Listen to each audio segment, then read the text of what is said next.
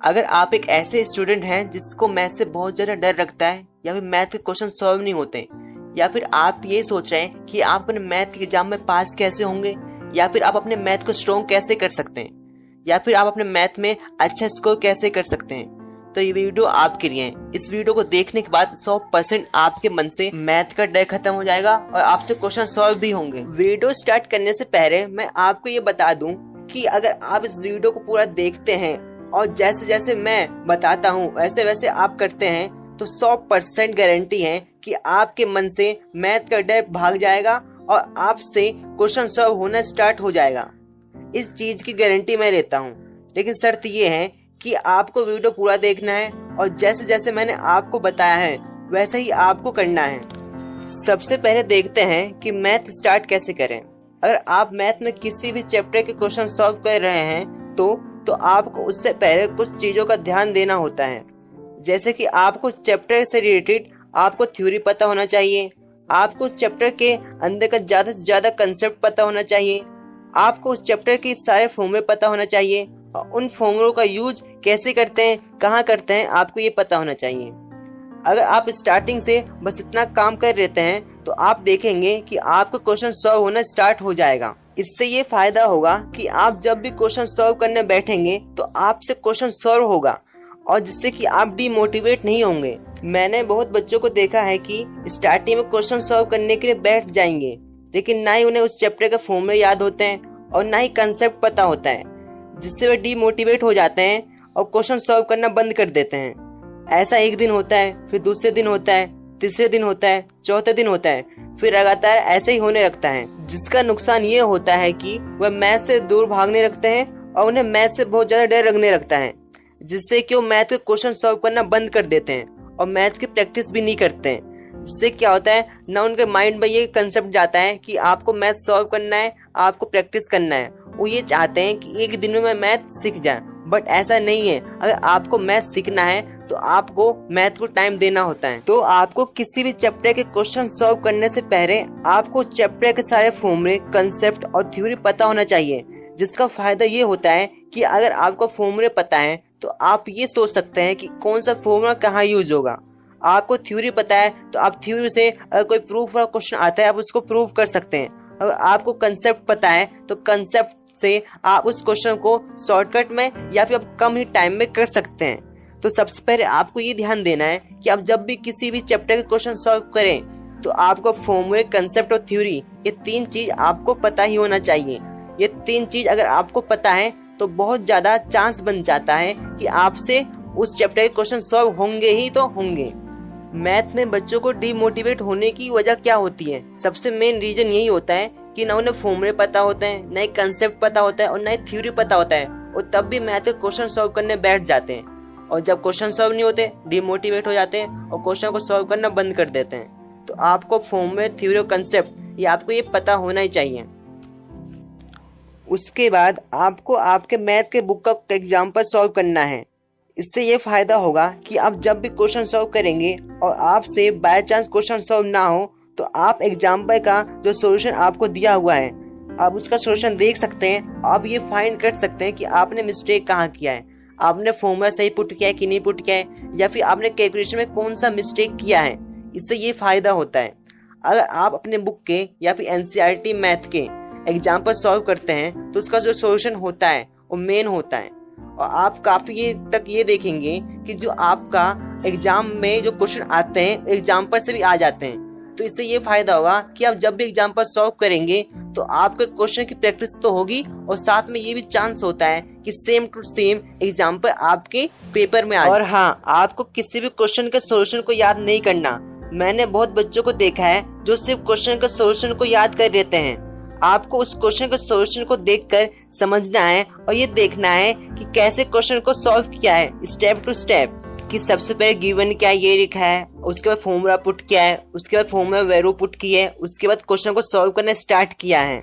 ये आपके सॉल्यूशन में होता है। उसके बाद आपको उस क्वेश्चन को सॉल्व करना है बिना आपको सॉल्यूशन देखे, और जब तक सॉल्व करना है जब तक आपका फाइनल आंसर ना आ जाए और भी एकदम करेक्ट, तब तक आपका आंसर सही ना है तब तक आपको सॉल्व करना है। और ये ध्यान देना कि जो मार्क्स होते हैं मैथ में वो स्टेप बाय स्टेप आपको देते हैं। अगर आपने फॉर्मूला लिखा है तो आपका 1 मार्क्स, अगर आपने उसमें वैल्यू पुट कर दिया है तो आपको उसमें 1 मार्क्स देंगे, और साथ में अगर आपने उसको सॉल्व कर दिया है तो आपको 2 मार्क्स या फिर 3 मार्क्स देते हैं। ऐसे आपका जो नंबर होता है मैथ में वो डिसाइड होता है। तो आपको इस बात का फोकस देना है कि आप जब भी क्वेश्चन सॉल्व करें तो स्टेप बाय स्टेप करें, जिससे कि आपका जो चांस होता है मैथ में नंबर कटने का वो बहुत ही ज़्यादा कम होगा, और आपके बहुत अच्छे इसको आने के चांस बने रहेंगे मैथ में। और हाँ, आप जब भी क्वेश्चन सॉल्व करें तो आपको जो क्वेश्चन में गिवन दिया है आपको सबसे पहले लिखना है, और तब आपको सोचना है कि कौन सा फॉर्मूला इसमें पुट होगा, जिससे कि आप आंसर फाइंड कर सकते हैं। उसके बाद आपको प्रॉपर क्वेश्चन को सॉल्व करना स्टार्ट करना है स्टेप बाय स्टेप, तभी आपका क्या होगा, पूरे मार्क्स मिलते हैं एग्जाम में। और हो सके तो आपको एक फॉर्मूला शीट बनाना है जिसमें सारे चैप्टर के फॉर्मूले लिखे होंगे, और आपको उसे याद करना है, और टाइम टू टाइम उस फॉर्मूले को आपको रिवीजन करना है, और कॉपी में लिख के आपको उस फॉर्मूले की प्रैक्टिस करनी है। अगर आप उस फॉर्मूले को कॉपी में लिख के प्रैक्टिस करते हैं तो आप उस फॉर्मूले को लंबे टाइम तक याद रख पाएंगे। इतना करने के बाद आपको इसके बाद बस आपको क्वेश्चन की प्रैक्टिस करनी है। जितना क्वेश्चन की आप प्रैक्टिस करेंगे आप मैथ में उतना ज़्यादा स्ट्रॉन्ग होते जाएंगे, क्योंकि अगर आप मैथ में क्वेश्चन की प्रैक्टिस नहीं करेंगे तो आपका मैथ उतना ही वीक होगा। आप जितना प्रैक्टिस करेंगे आपका जो कॉन्फिडेंस है वो बढ़ता जाएगा, आप जिससे कि क्या होगा, आप मोटिवेट बने रहेंगे। और अगर आप क्वेश्चन की प्रैक्टिस नहीं करेंगे जिससे कि आपसे बाद में क्वेश्चन सॉल्व होना बंद हो जाएगा, और क्वेश्चन सॉल्व होना बंद हो जाएगा तो आप डीमोटिवेट हो जाएंगे। तो आपको इस बात का ध्यान देना है कि आपको ज़्यादा से ज़्यादा क्वेश्चन प्रैक्टिस करनी है मैथ की, और आपको मैथ में ज़्यादा से ज़्यादा टाइम देना है, क्योंकि अगर आप मैथ में अच्छा स्कोर करना चाहते हैं तो आपको मैथ को टाइम देना ही होगा। अगर आप मैथ को टाइम देंगे तो आपके मैथ में 100% आपके बहुत अच्छे मार्क्स आएंगे। तो जैसे कि आप जानते हैं कि मैथ में क्या होता है कि आप फॉर्मूले भूल जाते हैं, या फिर आपको थ्योरी पता नहीं होता है, कंसेप्ट पता नहीं होता।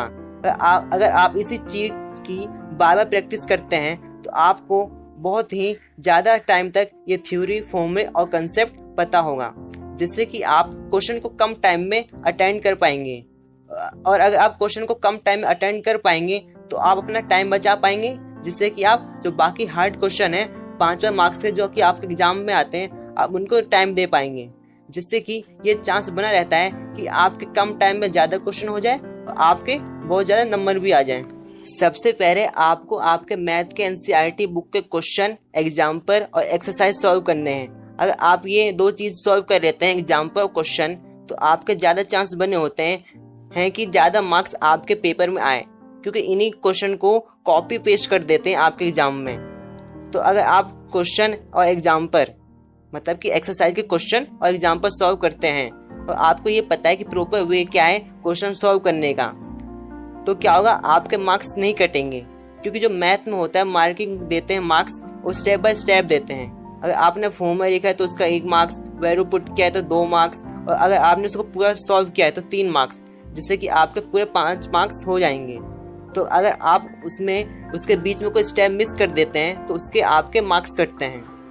अगर आपको और भी अच्छे स्कोर करने हैं आपके एग्जाम में तो आपको एमसीक्यू की प्रैक्टिस करनी है, क्योंकि एमसीक्यू आते हैं 1 मार्क्स के। अगर आप एमसीक्यू की ज़्यादा से ज़्यादा प्रैक्टिस करते हैं तो कम टाइम में आपके मानते हैं कि 15 से 18 एमसीक्यू आते हैं, तो आपको 15 से 18 मार्क्स मिल जाएंगे अगर आपके पूरे सही हैं तो इसके लिए क्या करना है, आपको एमसीक्यू की प्रैक्टिस करनी है।